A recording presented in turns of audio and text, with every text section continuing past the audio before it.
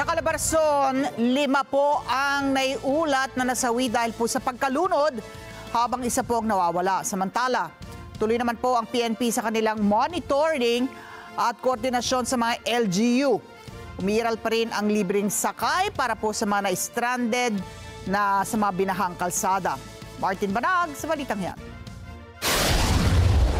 5 na ang nasawi sa Calabarzon Region dahil umano sa pagkalunod at isa naman ang nawawala.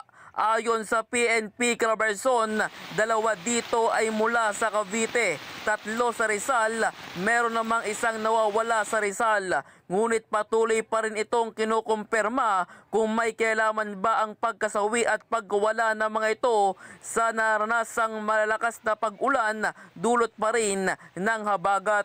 So mayroon po tayong 2 sa Cavite at 3 sa Rizal, but for validation pa siya ng management of the dead and missing cluster headed by the DILG-4A po. So ngayon yun po ang ating naitalang casualty, pero for validation pa siya.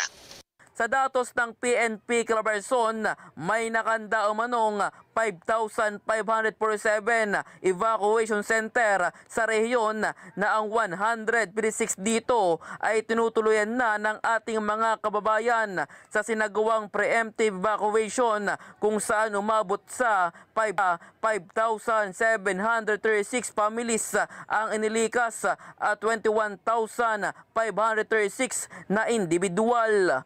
Mostly nasa Rizal po, Rizal Province. Mayroon din po tayong mga ilang nandyan sa Cavite.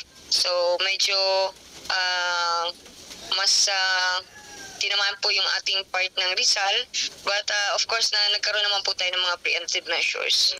Tuloy-tuloy naman ang PNP sa kailang sinasagawang monitoring, coordination sa mga LGUs at palibreng sakay sa mga individual na na-stranded sa kalsada. Martin Banaag para sa Mata ng Agila. Matatag, matapang, matapat.